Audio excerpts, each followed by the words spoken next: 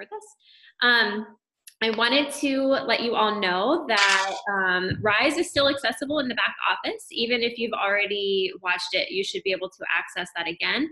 And also wanted to let you know that our team is working on a mini Rise type event for the spring. It's going to be a much more low-key type thing. It's not with all the gatherings, so it's not going to be as big as the one that we just did. But it's going to be very product-based, inspired. So it's going to be a lot shorter. So it might even be something great to use within your team meetings and that sort of thing. But you'll have more details coming on that in the next couple weeks. But it is going to be, looks like the week of April 12th sometime. So just keep that in mind as you're booking parties through the booking blitz and that sort of thing, that is coming. But wanted to be able to give the ability also, if you wanted to host like an evening type gathering or something like that, that would be ideal for that. So that is coming. You'll have more information on that soon. And then just a reminder that this week is week 2 this evening of Chelsea's personal development series that she had put together. Looks like she had got a lot of good feedback on that. Dawn, it's actually going to be the week of April 12th. They haven't finalized the date yet, so that should be coming soon though. And then the booking blitz started yesterday. We had over 70 entries so far for parties, which is exciting. Some of those are parties that people had booked weeks ago. So just be encouraging your teams that we're trying to get fresh bookings to kind of bolster up the spring and beyond. So to be talking about that as well. And then how many of you are liking your PDF sheet that our team has put together that kind of gives you an outline of things to come? Good. So I'm going to give you a fun little sneak peek on what's coming. You have on your sheet that's something, and the director should know about this already, but on February the 7th, we have a marketplace feature releasing. Do you guys want to see what that is? Okay, it's really cool. And we actually brought in Roxana from the product development team to share with you about it, because this is actually something that she helped create in her design. So I'll let her share about that. Hi, good morning. A lot of them are muted. Okay. So actually, I was in the cold this weekend in New York. It wasn't so bad, but she's used to it. Yeah, it's like nothing. So anyway, about 2 years ago, a year and a half ago, I went on a missions trip to Uganda. And my purpose, and the reason they asked me to go on this trip, is to really assess the talents of a particular tribe. That is one of the oldest tribes in Uganda, and I think most of Africa as well. And this particular ministry, their goal obviously is to help this tribe really bring hope to their lives. It's a hope-based ministry, very Christian-based. And my job was to assess their talents to see if they would be able to create product that would be saleable in the United States, and then also what else can we do to make it saleable in the United States. So it's a pygmy tribe based in Uganda, and they are conservation refugees. Basically, their entire history is based in living in the forest, the windy forest, called, where they lived their entire generations of lifetime. And they were basically asked to leave the forest because of trying to preserve the gorillas they're one of their mainstays of tourism in Uganda. So this particular tribe that knew nothing else but living and foraging and surviving in the forest had to come out and learn how to live. The rest of the country ostracized them. They were discriminated against, and the life cycle of the children is one of the highest mortality rates in all of Uganda. So it's a tough tribe lifetime that they have, because you're trying to acclimate to living outside of the forest, learning farming, learning different things. So I met with the ladies one night, and the one thing that they do naturally is create baskets. So now the baskets that they actually create are very much in line with their culture, the colors of their culture, which are very bright and vibrant. If you ever look at what they're wearing, they have the most colorful skirts, scarves. They mix and match color all the time. So the baskets are very colorful. I sat down one day after I saw what they were capable of doing, and I just sat down and I said, let's see if we could create something a little bit more approachable from a design aspect in the United States. What can we make that is color-wise will fit into most people's decor? So I came up with something that's the closest to black and white that there is. It's actually a little more muted than you see in this picture. And they dye all of this by hand. You'll see that in a video coming up. They use all the plant dyes. They go and forage this material in the forest. They dry it. They weave it by hand. I watched the whole process. I specifically sat there and I said, ladies, I want this to be this size. I like this tight weave. And I picked the patterns. Every lady wanted to make one. So every lady made one, and they all had their own distinct style in making it. So I said I really liked the ones that are a little bit more geometric, and I balanced it out. And then to make it a little bit more saleable for the consumer in America is you nest them. So you could actually easily package them and send them away, together, or separate the two, and all of a sudden they've got a whole little sister family sitting on your counter. They're great for storing. They used to store this for food. They use it for storing for food. But here, and obviously in America, everyone can be very creative with dried plants. These are adorable in a bathroom if you put cotton balls in it. There's so many different uses. You could actually put an actual pot in here and then just have the plants come out. Or I just love it sitting there because it reminds me of the ladies who made these just sitting there on my counter. So that is the Batwa baskets. That's the name of the tribe. And they're near and dear to my heart because I've met them. And I'm really excited to be, that we're introducing this. It's our first venture into basket making, and what a better way than to help these ladies have opportunity beyond what they have right now. That is, it was perfect for Trades of Hope for us to do this. So I'm excited. I hope you guys are too. Yes, they do smell really good. They smell like a barn. This is a marketplace item. They're very limited in quantity. So I believe they are retailing at $78 for both baskets. So just so you know and you're aware, these will come out on February the 7th. They're what is on your PDF sheet. We will tell the CEs the rest of the field on Monday, and then it will be released on the 7th. So that way they know, and then that's when all the graphics, I believe on Monday, everything will be available for you. So are we going to get as much detail about that you just shared? Like, is that going to be readily available to the field or in some form? Or I don't know how much of my story. I think there's a blog post that'll come out after about the tribe. Yes, I think that is what our communications department is working on. Okay. But I'll definitely confirm for you and let you know, because it is a very well, and I did, I'm sure we all are connected to a lot of different like ethical brands, and things pop up on our news feeds all the time trying to sell us things. And there was I forget the name of the company, but it popped up on either Facebook or Instagram, but it was a picture of that style of basket. And it was a much more like bright, and so I clicked into it because I was just curious for price point, especially. And it was a single basket, and it was retailing for, I think, $58. Wow. Or 60 or something like that. So I was excited to see that as like obviously a popular design, like a really relevant trend. And then also price point wise, I feel like we're in a really good place too, because we have and just so you know, it takes a lady almost 2 weeks to make one. Yeah, I think that's a huge point.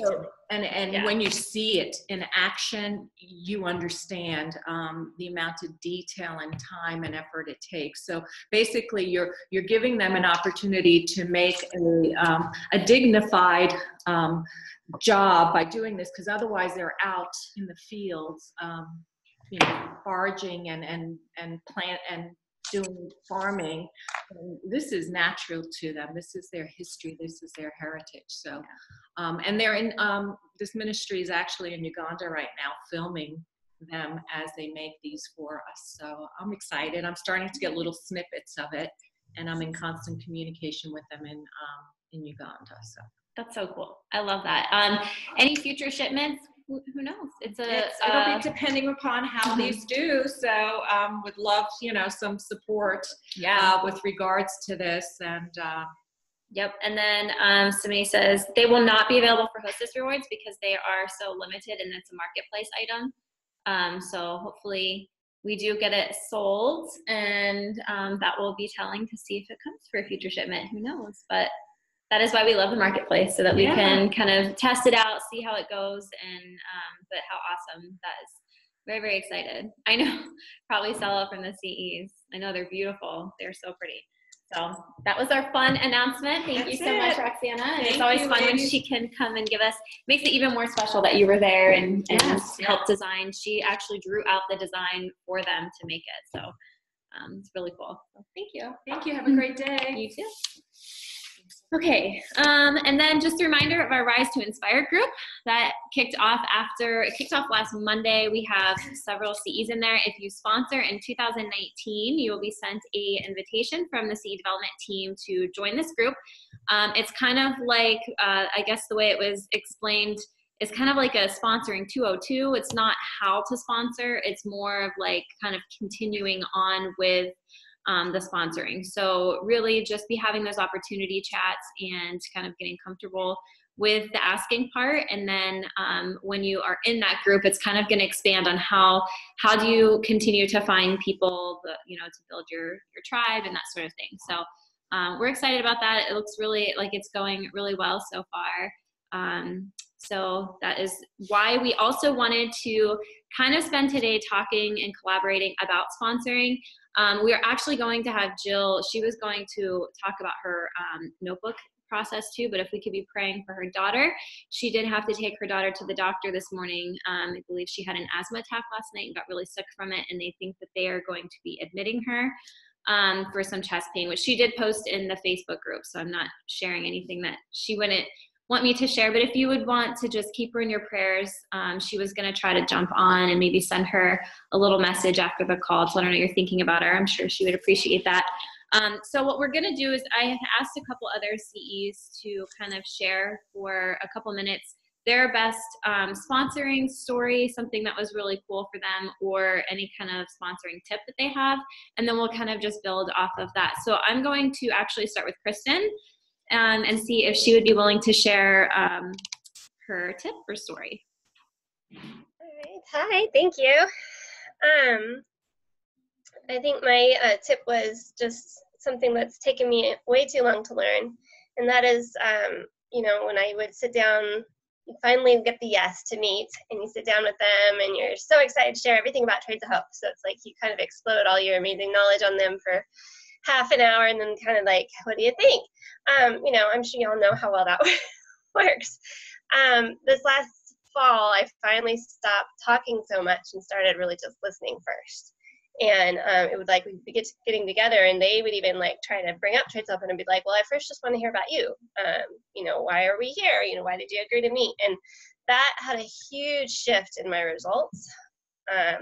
Not necessarily always like a yes immediately results, but the not yets were a lot more genuine, if that makes sense. It's like continuing that relationship, and they want me to check back in because the timing just wasn't right or things like that. But I had one opportunity chat that I think we'd spent 45 minutes, and then it was like we had 15 minutes left, and it's like, oh, we should probably chat about Trades of Hope, and she ended up joining that day, because she felt known and connected to. And so that's my biggest tip, is stop talking so much, because we're all so excited about what we have to share, but what will draw them in is why they're meeting with you.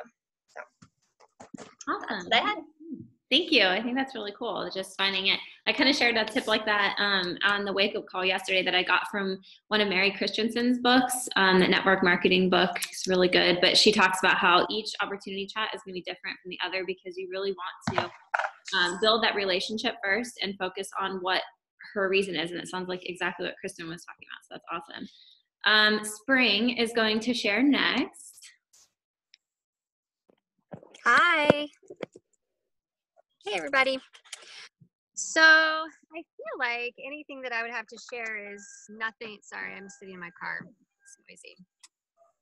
Anything I'd have to share probably isn't anything that everybody already knows. But what has helped me recently has been I'm doing a lot more Facebook parties, doing the model that Erin has shared. And in that, are live videos. And I feel like that as I'm going live, people are connecting more with me. And when I share my story that I hosted and then I joined by using the rewards, I'm just sharing that a lot. I think that we have something really unique that our company, with us offering the $24 all the way up to $199, I just make sure that I'm letting every hostess know that with her rewards, she can join without spending anything. That's what I did, and you have that option to you.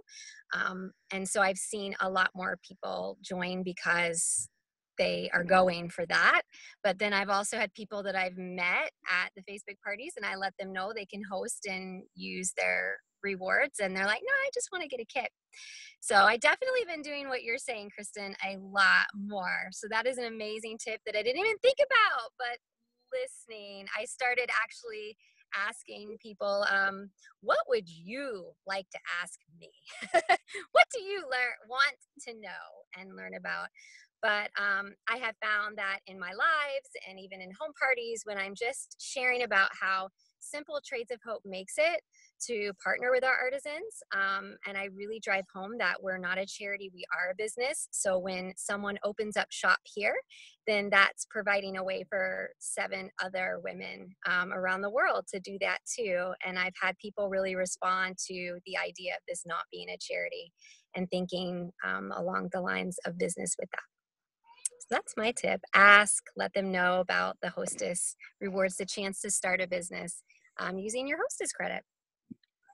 That's awesome. I love that you said that because I know in a lot of the research we've done, there's maybe only one other company that I can think of offhand that offers some sort of incentive to be able to earn your kit, which is really awesome. And then the fact too that we have the Explorer kit is really cool because they have the ability to do that. And then especially if they do that around kit builder time, that's a great time to kind of start small and then, build from there. So that's really awesome. Yeah, Megan, can I say one more thing too that I just started doing, because from Facebook parties, I've met so many more people that wanted to join. So when a hostess, let's say the hostess decides it's not for her, she just wants to keep being a hostess with me. If she has anyone, I specifically ask her, like, anyone that you think would really love this opportunity as a passion entrepreneur, then they could, you could do parties with them. Anyways, I have gifted, if a hostess has someone that she knows that joins, then I will send her an extra gift, like something off of her wish list for that. So I like that. So asking for the referral is good too, because everyone knows someone that would either love this or could use the extra income. So I think that's important too. Thank you for sharing that. Let's see. I had also asked if Melissa was on, if she would be willing to share something too. Sorry, I'm going through my notes here. That's okay. I'm sitting here and I'm like, oh, okay, I was going to talk about that. And then I was going to talk about that. So my list has just gotten shorter of things that I could say because, we all learn from each other and do a lot of things with each other from what other people do that is successful. One of the things that I find to be the most successful, I actually learned from Erin, and it was the opportunity packet, and I put the people's receipts in it at the close of a party. So of course this is with a home party. And I say to them, I'm also going to be including this information for you. It is about joining Trades of Hope. And then immediately you get that response from people of, don't ask me to join, or they might be, and they just want you to hurry up at that point. So I just say, look, I understand that, joining a direct sales company is a lot to think about, but that's what's in here. It's information about how you can go a step further and help the artisans. And all I ask is, if you go home and decide that this is 100% not for you, maybe while you're reading the information, of somebody it could be for. And, do you know somebody who could use a little extra money this season, or somebody who's been looking to find a way to fund a mission trip, and I give them all the reasons that people would join, like not all, but a handful. And I say, so if you decide it's not for you, I just ask that you don't throw it away, that instead you pass it off to somebody else. And then they ease. And then something magical happens, because people are selfish people generally. I mean, I'm not going to sugarcoat it. Before they hand off an opportunity to somebody else, they will actually bring that wall down that they put up the minute you talk to them about, the minute you said join, that wall goes away, because then they think, well, maybe I will think about it before I hand it off to Betty. They don't want to give away something that could be for themselves. So at the very least, you got them to think about it. Then the next thing I do, so that's where it lies with the customer and the potential to join. But I also, with my home parties, I'll say, if you, I say, if you book a party, I will take the shipping costs off for you, and I pay for the shipping costs.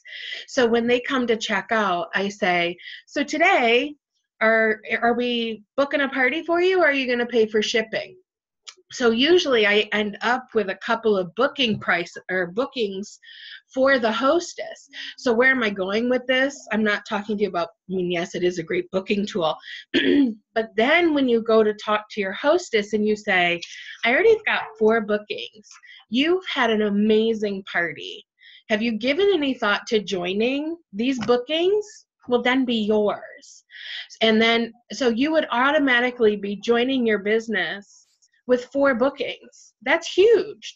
That's enough to get your business going on top of it. Plus, you've got enough to get the $99 kit if you're interested. And that, once they know that they've already got that built-in anchor, that base of those people to start with, it's really helpful. I probably would say, using just that technique of getting all of her bookings for her, and yes, I paid the $5.95 shipping for those bookings, but it's worth it in my mind to do that. And I want to say that since I've started doing this, maybe 30% take me up on it. And so I've only been doing it maybe for about 6 months or so, but of my home parties, 30 to 40% will have joined because they've already got their bookings for them. So yeah, that's my join with the people at the party and the people that have hosted. When it comes to online parties, to me, it's just a matter of making sure that you let everybody know that they're welcome and that they're needed. Do they keep their parties or cancel? I am very careful that when I've picked the date with them, that I've talked to them, to the hostess. Are you talking about when I hand them over to the hostess, the new hostess that's now joined? I say you're to contact her right away and make sure that this date works for both of you. If it doesn't, get a new one on the bookings right now, because you don't want to call her 2 weeks beforehand with this date that I chose and find out it doesn't work with you. So to my knowledge, they've kept them. Wait, hold on. Okay, if it's okay to unmute myself for a second. Yeah. So if she doesn't join, if your hostess doesn't join, do the people, are they honorable and they keep the party, or do they just have a party? I've had 2 cancel, honestly, just this past month, and it was because we're in Michigan. It was because of weather related that they canceled. It wasn't because I don't book with them with the intention. I don't tell them, I'm going to try to talk Betty Boop into joining, so these might be hers. I leave that out of it altogether, so that they are wanting to book to either save the shipping or because they're honestly interested. I really thought more people would back out thinking that they were just getting the free shipping rate, but they haven't. I think maybe because they looked you in the eye. You know, it's different when it's online.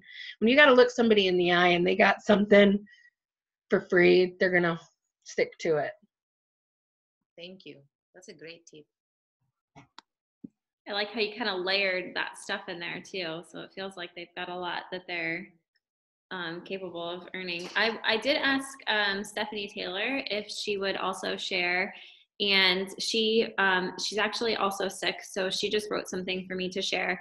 She said that most of her CEs come from either the hostess or her guests. They typically will ask her for more information, but sometimes if she sees that they have a big heart for helping the artisans and really love the products, she'll ask if they've ever thought about joining a company like Trades with Hope. She said she's even had people tell me I'm way too busy, or I've tried sales before and I wasn't good at it. But then they still joined after she offered to at least answer their questions, send them some info, or add them into an info group, kind of like the ones that our nationals are running right now. Talking through their fears and concerns with any potential CE really helps. She said that she tells them up front that she's not going to pressure them ever, that she's just there to answer any questions that they have. And then she also occasionally will post about becoming a CE, and she's had a few people message her and ask for more information. She does try to use a notebook to keep track of potential CEs, and will sometimes go way back to check in with people who never ended up joining but said they were interested. They just don't have the time yet. So she said that's pretty much it. Parties is where I found the most CEs, and mainly through Facebook parties. So as long as she keeps having parties, she keeps getting a few new CEs most every month. So that's pretty awesome. Asking your hostesses. What are some of probably the biggest, I know like right now we have a lot of CEs that are, just saying, I've asked everybody I know. So what do you think is the biggest roadblock that your team seem to be having, and how are you helping them navigate through that, if at all? I know that's a tricky thing because sponsoring can be difficult. I think the biggest, can you hear me? Okay. I think my team has two problems. I think a lot of them aren't asking. I think that's true of booking and sponsoring, that, I'm like, they're all sick of hearing me say to make a list, to write it down. But, I have booking lists, I have my sponsoring notebook, and it, so it keeps you honest about how many people are actually asking. But even I, who ask everyone, I'm constantly finding people I missed to ask, to host, or join. And I have kind of perfected my systems. Obviously, I do a high volume in general. So I feel like if I'm missing people, then the part-time CEs are for sure not asking as many as they feel like they're asking, because they're just getting really discouraged by no's more quickly than they should. And it takes a lot of repetitive training to help them see the numbers. But maybe a bigger obstacle for my team is they feel like I wouldn't be able to coach someone, so I don't feel ready to sponsor. I hear that a lot, especially from newbies. I don't feel ready to sponsor. I'll do that down the road. And as I'm sure everyone here knows, you're much more likely to stick around as a CE if you have a team. I know I got my first team member very quickly, totally by chance. And that is the reason I did not quit when I hit my first slump. I was like, well, I've got Gina here. I've got to keep her going. So I need to last a little longer to help her. And that just got me over that first hump. So that getting people to realize that they have a lot of resources for helping a new CE, it's not all on them. And to come to us for help, I'm always happy to coach down my lines. So those are the two biggest obstacles I see for my team. Thanks, Susan. That's understandable. Oh, go ahead, Melissa.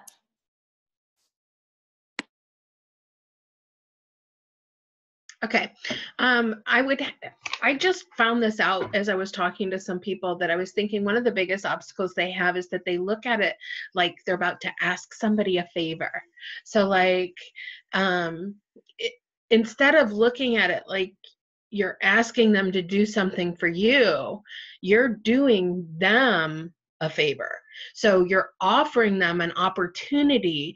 And so it's like, you're not taking from them. You're giving to them this opportunity to do something, to grow their business, to have some. Sorry, my husband just walked in. He's very distracting. To have, to grow their business, to make some extra money and things like that. And I found this out because I was asking my team, well, just send me the last message you sent out. And they're like, well, I don't know. And they wanted to tell me the whole situation of, well, you should know I've known her for a while, so I didn't do the whole song. And I'm like, I don't care the circumstances. I believe you, whatever they are. Just send me those messages.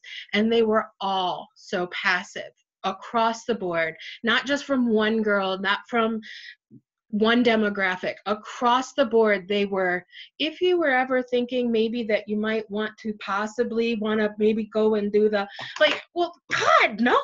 Would you follow somebody that says that? No. But so turn it around and have it be like, I got to tell you, Kristen or Aaron or whoever, just be like, I have been thinking about you and what role you're going to have with Trades of Hope. We both know you are a rock star hostess, right? And maybe I'm just going to keep you on my wish list for a while, but I want you to know that's where you are. And maybe that's all the further the conversation is that you're saying to her, you're awesome. I think you're awesome. I believe in you. I just want you to know that. And then leave it to her to kind of saute and think about. And so when I talk to my teams, again, gosh, apparently everything I learned was from Erin Woods.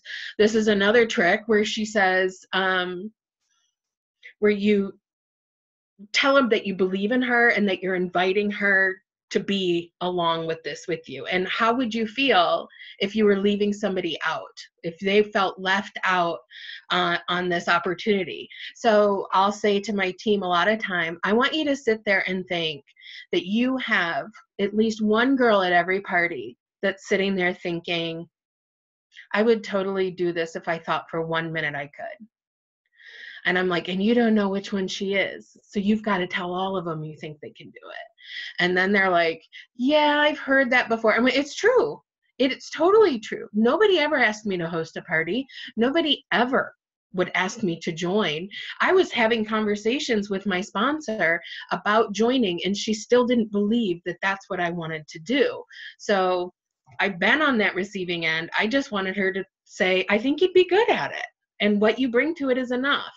And so that's what I'm trying to talk to my teams about the most. But I'm struggling to get them to actually believe me with it. I think I'm pretty believable, but anyway, that's it. And I think that's huge, that apologetic, like I'm putting you out.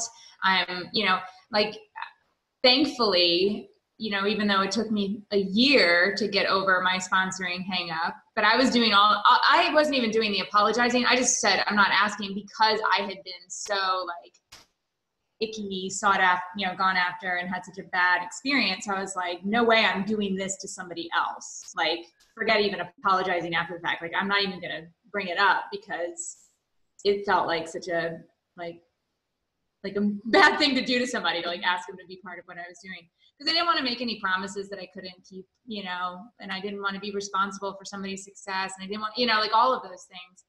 But so quick, but that conversation I had early on where somebody was like, well, are you having a good time doing what you're doing? And it's like, well, yeah, I love it. And it's like, well, why wouldn't you tell your girlfriends about that, or tell people about that? It's like when you go see a great movie, you wouldn't be, you would not tell somebody, oh, that was a great movie, or you had an experience that was really fun, or you took a vacation that was amazing, or you did something that you started, everybody posts about the yoga class or the book they're reading or all those things. It's like, well, this is just one of those things that's awesome and you can tell people about, and they can either go check out the yoga class or not, but it doesn't you weren't bad for telling them about how awesome the yoga class was, right? But then there was something else that you said that made me think of something else. Make them feel left out by not asking. That too. And that's, I'm glad you brought that up, because there's a couple of things that I did for so long that I've kind of backed away from. And so I'm glad that you brought that up, because I feel like that was such a, foundational practice and behavior for my business. And I've gotten away from that a little bit. So thank you for reminding me of like not wanting to be the mean girl who, you know, just breaking my heart thinking about the girl that was like, oh, why didn't she tell me, you know? This is what it was. Something that I think is also an obstacle for people that I hear a lot is somebody who did come out of the gate with that like fresh excitement, sponsored 4 or 5 people like really early on, you know, having some like, you know, like, oh wow, this is really happening and this is great. And then those 4 or 5 people didn't do the business or stopped. And then the person that sponsored them all of a sudden feeling like, what did I do? It was me, you know, and then getting that gun shy feeling of like, well, I'm not going to go through that again. It was too emotional. It was too hard. What did I do wrong? And what I think is hard, but also like where, you know, you get to be a leader and you're kind of like almost jaded, like, I don't know, you're like numb to the numbers. It's like, okay, yes, like I might sponsor 25 people this year and 6 of them might start working or 4 of them might start really working their business. Like I can say that because I'm going to sponsor 25, 30 people this year. But like, if you're not thinking in terms of like those volumes of, you know, like the revolving door, it can be extremely deflating, you know, because it's like, but I sponsored 10 people. Like, why do I not have a team? It's like, because only one of them works. And it's like, well, yeah, well, there you go. Like that's the statistic, but that's so hard to like make touchy feely, but it's so true. And I would imagine there's people on this call that have experienced that. It's like, well, gosh, I sponsored 10 people. You know, why am I not hitting my rank, or why is my team not growing? It's like, well, the numbers don't lie, and that's a hard pill to swallow. As I choke. So I think that's really hard too. Yeah, exactly. You hear somebody that sponsors 1 or 2 people, and they're like, oh, I started my team, and then they don't work, and then it's like they stop sponsoring because they think they can't do it. And it's like, well, no, you need to go sponsor 6 more people. So that's, I think, another hard thing. To speak of Jill's notebook, I think it was in 2016, I started my notebook. And why haven't I started it already in 2019? I have no idea, but I sponsored a lot in 2016 or 2017. I think it was 2017. And one of the things we talked about at Rise was how many of the women that were sitting there were in my notebook.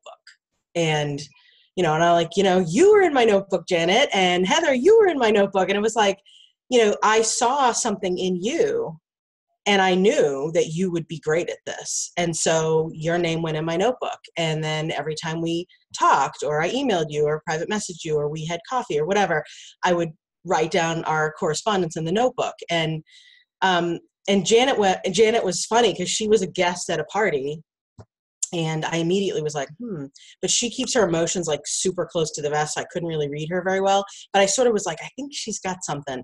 And then her party wasn't for like, it was like 4 months later, her party that she had booked. And I still didn't know where she stood. And she said, you know, I didn't see myself doing it until you know, it's like you seemed like you thought I would do great at this and you believed in me. And she said, but it took me a long time to choose to join. And I'm like, well, yeah, sometimes it takes a while, you know? And sometimes I'll say to my husband, like, oh, you know, Heather, blah, blah, blah. And he's like, isn't that someone you'd like met a year and a half ago? I'm like, yeah, you know, it's like people expect it to be immediate. Like and sometimes it is. I've had people like strangers message me and like, oh, I saw your, you know, your post and I want to join. Well, that doesn't normally happen. Usually it's persistence and relationship and consistency. And then maybe it's a year later that somebody actually joins your team.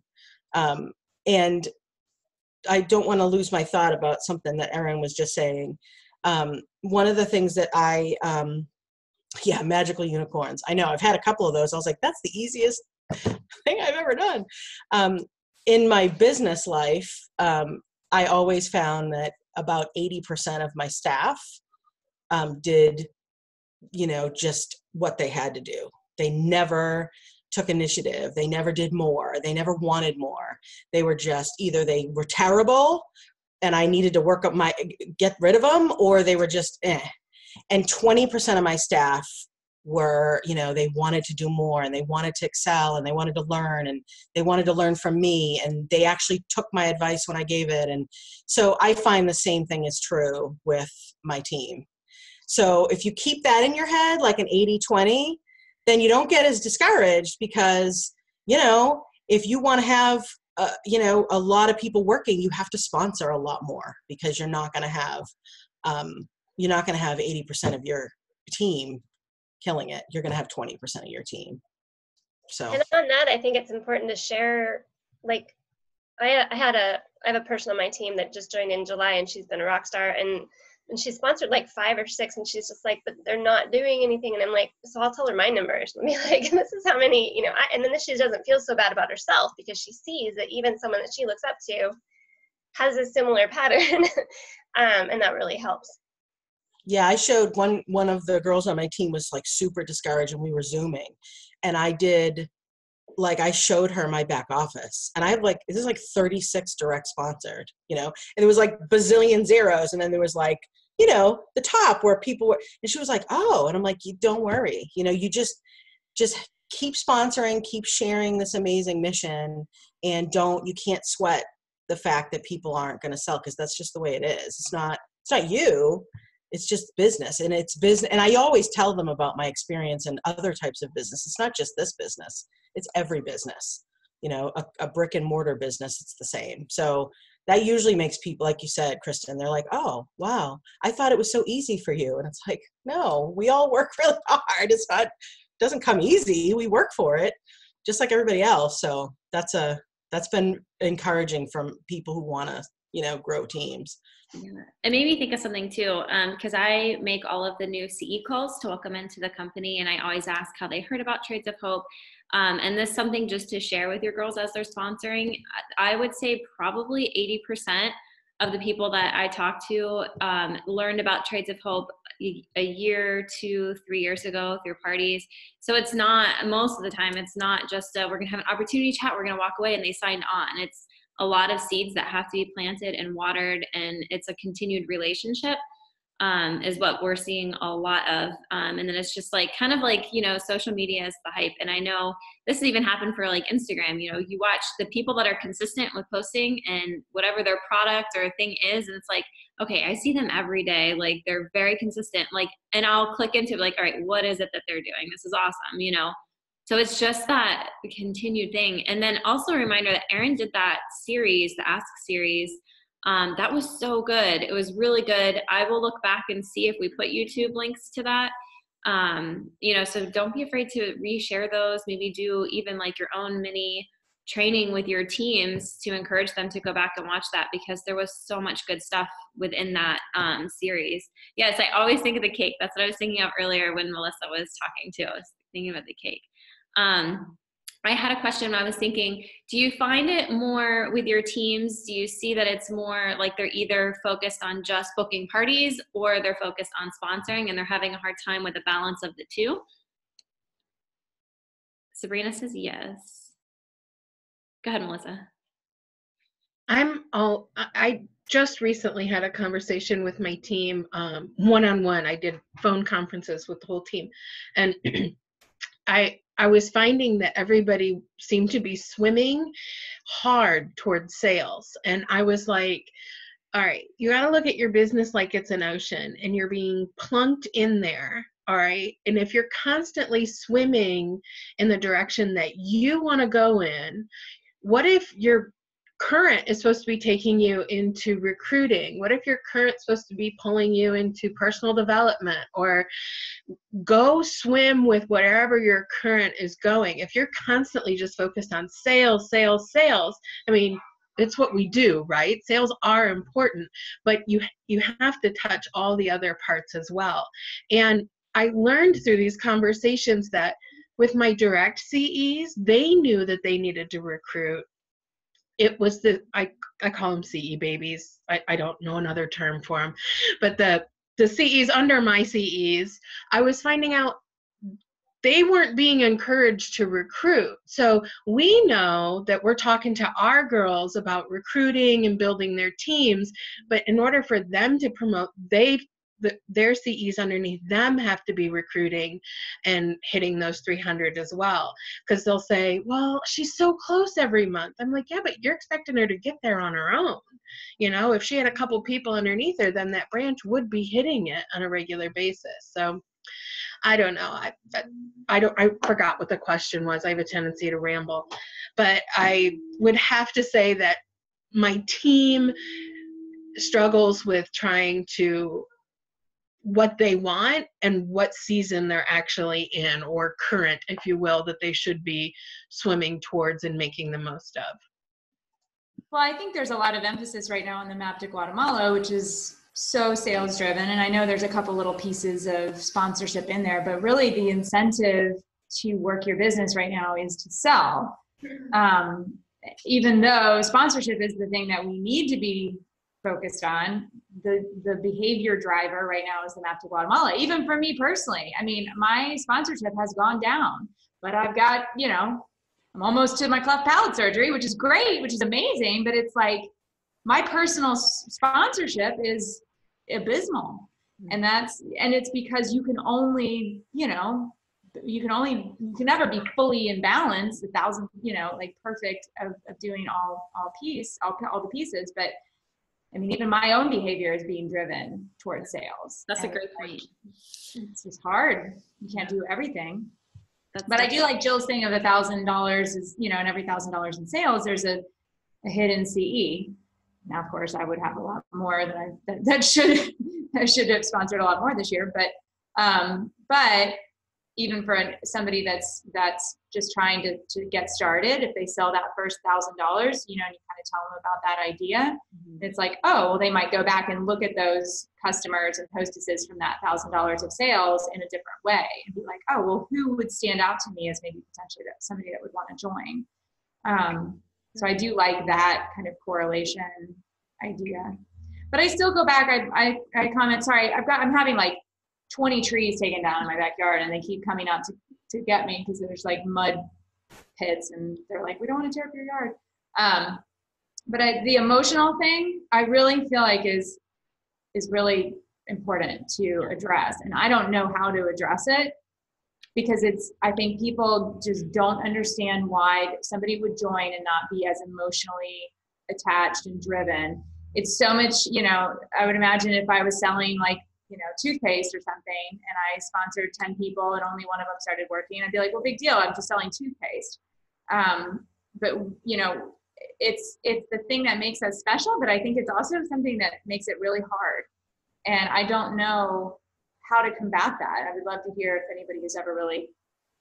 Well, I think you've talked about that before, Erin. I feel like it was maybe a couple years ago we had this conversation about the most engaged people in your team, really we have to remind each other all the time that we are ultimately just responsible for ourselves and our commitment to the mission of Trades of Hope. So when you've shared the mission and somebody joins, like, we can't have ownership over what their motives, purpose, what their drive is. And so ultimately it's disappointing. However, we have to just go back to the fact that, okay, this person fell off my team, X amount of people aren't working, but I will keep working. My commitment, you know, whoever continues to be engaged. And then I think that can kind of help. Like, we just have to give people the freedom to make their own choices. They can join with the best of intentions, and then something changes in their life. So we give them space, we give them freedom, and we keep doing what we know needs to be done. And that is enough.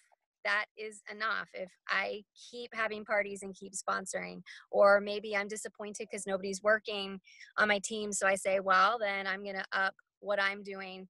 And how do you translate that to a nurse CE? I think honing in on, again, having that, maybe that boundaries. I think a lot of people just have a hard time with boundaries, with personal boundaries. I have grown in that ability through this business, but you have to kind of gauge how I think it's those of us that have a hard time setting boundaries and tend to take responsibility for everything and everyone, and we don't need to. So I think just emphasizing with a new CE what you know, the fact that you can offer this opportunity, it's going to create more opportunity for other women to open up shop around the world, to start their business. But ultimately, it's what you choose to do with your business that makes the most impact for the mission for you. Like what you choose to do what you do. Does that make sense? Boundaries and ownership. We are not responsible for what other people do or don't do.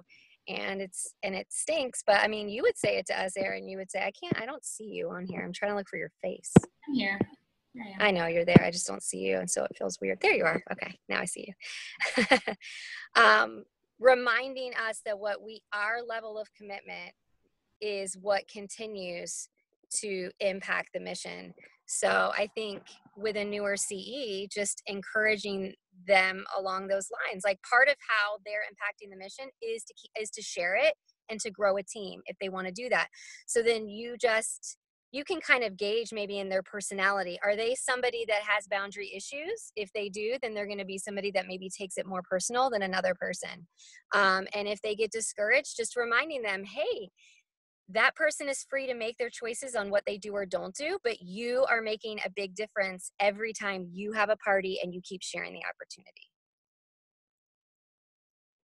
Well, and I think the other thing that's important, and it's hard for me to do it because I'm just like a pull myself up by my bootstraps kind of girl. And I'm always just like, why is everybody so emotional all the time?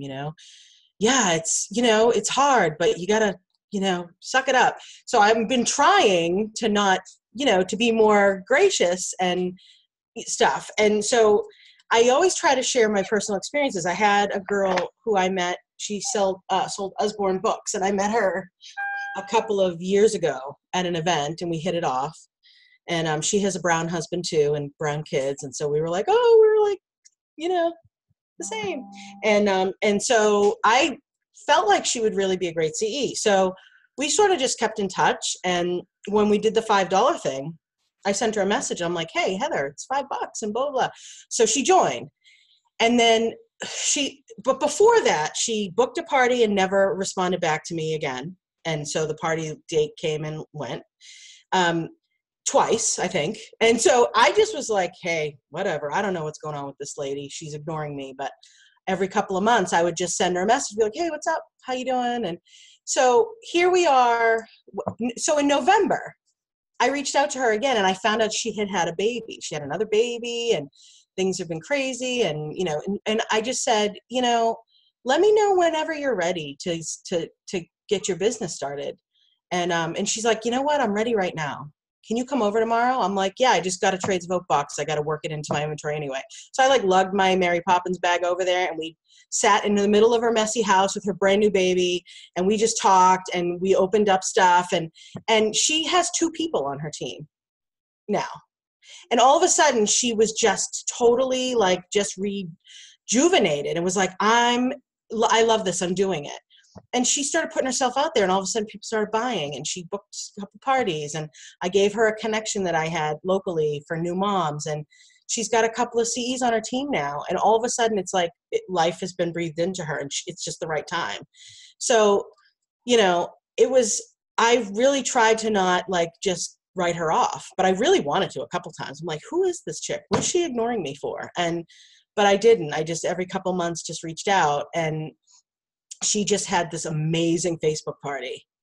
And she's great because she asks a lot. She's a teacher, so she'll ask me a lot of questions, and then she takes my advice. And this, I said, what, your hostess? And she told me all about this hostess. And I said, well, sounds like she'd be an amazing CE. And she's like, well, she sells Usborne books. And I said, well, yeah, so did you. And I asked you. And she was like, oh, I've never thought of that. It was it's so amazing how people don't even think about it. I'm like, well, I know you sold Usborne books, but I still asked you, and you should still ask her. You don't really know what she might need or what she might want. And so anyway, I guess I'm saying that to just encourage you to encourage your teams to just be gracious. And even if someone hasn't sold, she sold not 1 cent from March till November.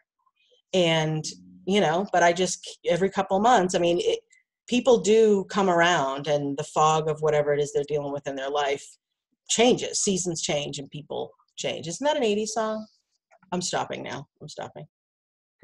That was good. I like, honestly, too, what Susan said, where it does seem like the kind of like the fad now is the whole social media, making that presence, which is not bad. But, and I actually have this written down, so if anyone wants to volunteer for it, I think a great wake-up call would be taking it back to the basics, because I do think that sometimes it's just like trying to keep up with this fad that, like you were saying, Susan, that people are not sitting down and making the phone calls to have bookings, and they're just hoping that someone's going to pop up on a Facebook party. And not that that's bad, because obviously we see, I think Susan and Stephanie both do the majority of their business on Facebook parties, but it still takes planning. It still takes making those phone calls and sending hostess packets and the things that I think a lot of people forget to do because it's the fad. And a lot of these fads that they're trying to keep up with might work for a consumable direct sales company, but it doesn't work necessarily for party plans. So Erin, I might just have to put that on the books for a call, because even in the back office, there's so many tools back there with your productivity report, your success line spreadsheet. There's so many basic things back there that would help a CE kind of just, not feel so overwhelmed trying to manage their own teams, that I think we lose sight of that sometimes. So I think that's really good too. How many of you are using something like Jill's, because Jill was going to talk about how many have a system that you're using, some sort of system for your sponsoring type? More. Okay. So my action and challenge for you is, if you're not using something, is to develop. The notebook might not work for you, for your personality type, but I would really highly encourage finding something, because really your teams are going to follow suit in what you're doing. So if they see that, you get something down that's really comfortable, typically they're going to kind of cling to what you're doing, because you're going to know it best to teach them. So I would really say maybe focusing on that this week, and on if you have a team meeting or something, you're doing Zoom calls, to kind of encourage your CEs to get a system, because it's just like with any goal. If it's in your head, it's easy to dismiss if you're busy. But if it's something that you're constantly doing, I know Melissa has shared her calendar before, which looks awesome. If it's something that you have that you're consistently checking off, or that you're holding yourself accountable to, it's easier to continue on with that. So that might be something to we could share about on the next call and see how that's going. Does anyone else, I like spreadsheets too, but does anyone else? Oh, go ahead. I was just going to show you really quick, because I tried the Join Me notebook and it didn't work for me, but what has worked is I just take my planner and I write the names of people that I think will make a great CE, or they've expressed interest. So it's on my month view, and I put them at the top. And then on the notes section, like right there, those are all the people to follow up with for parties. So I always have it in front of me, like I'm looking at my month view and I'm looking at my daily. But it's helped me a lot, because then I don't have an extra notebook. I just have too many things I already carry all the time. So since I'm in here a lot, my eyeballs are looking at their names, and then I can just keep following up, going through all the time. Yeah, I think that's awesome. I'm like a highlighter check off person. I think that system would work well with, I would use something like that. So I think that's awesome. I wanted to say something else. Oh yeah, and as a team, we are working, our focus this year is, especially with the new CE process, is to kind of mainstream that, make it very easy, because what we do find is people think that when they come on, they can't sponsor unless they know everything there's possibly to know about Trades of Hope. So we really want to discourage that, obviously, and put more of an emphasis on what comes in your kit is what you need to get started. So we do have a couple sheets that we're working on that were mentioned at Rise that hopefully will be ready to solidify. You're going to see a new update to some of our training to help with, to kind of streamline some things and make that easier too. So, but yeah, I think this is a fun call. I think it's really good to continue collaborating those ideas. I do know, is there a beginning. I could check into that, a video. I do know we did just get something in from a couple of the different artisan groups. I'm not sure if that's one of them, but I will check with communications to see what they do have ready to go with that for the new beginnings. Yeah, definitely. Just like one that was kind of like that Mama Kit video was amazing, and it was like 50 seconds, and you know, it was on Vimeo, so we could direct download. Like, if we could get a 50-second Pakistan, even if it's like just more explanation of what's going on or what exactly it is, because it's a little bit harder to translate, like why this is so important. So if we could get a video, that would be okay. Because my hostesses this month, it's kind of like a not a front and center focus. They didn't book the party because they wanted to give this gift. Whereas with Mama Kits, they booked the party because they wanted to do a Mama Kit. So. And Mushtaq and Conwell, they're so dynamic. They're such a dynamic couple. So if you do a video kind of like the Mama Kit, if you could have a plug of something that they have set, I like use them for sure, because they're amazing. But yeah, we had this conversation with Erin and some of her leaders, and we just want something that's a snippet specifically for our hostesses to be able to really connect. And we talked about how the Mama Kits, we connect often because so many women have given birth, but with the Pakistan, making the connection of education, like how vital it is and how hard it is for women there to have access to the classes that we're trying to sponsor. If we can communicate that in a really succinct way, that's probably going to, wow, of course Erin would know that song. Anyways, I'll definitely check with them. I know we've been in contact with that group for some other cool things. So it is a big time difference that they have there, but I will connect and see what kind of material we do have from them. And our communications team has been awesome about getting a lot of different things from artisan groups lately. So I'll see if we can put something together, if it's not already there, that we can put out for you guys to start using as soon as possible. So to tie it right back into the sponsoring bit too, if we could have something brief about the school uniforms. I mean, we've got so many adorable video snippets of those precious children. Can we just put it into something that is about like joining? You know, just for this season, I think that would be really a blessing too. Yes, I do believe something is in the works for that. Really cute. So I'll follow up with that, and then if I find out any good details, I will put them in your leader group. So yeah, definitely be talking about those. We know that January has been a little bit slow. We've been seeing that. So the parties are starting to pick up, the closed parties, which is really encouraging. So I will let them know about the Vimeo too. That's cool to know. Awesome. Well, does anyone have any other questions or anything they want to add before I close out? I want to just honor your time. I know we've been on for a little over an hour. I did ask Annette and anyone that was going to share if they could just share in the comments of the recording. So I'll have that up as soon as it downloads for you all to be able to go back through. So, all right. Well, thank you so much, guys, for jumping on. I thought that this was really cool. I have a lot of great stuff to take back to the team as we are already assessing a lot of the stuff that you brought up. So it's good confirmation on some things. Thank you very much. I hope you all have a great day and stay warm. Thank you. Bye, ladies. Bye.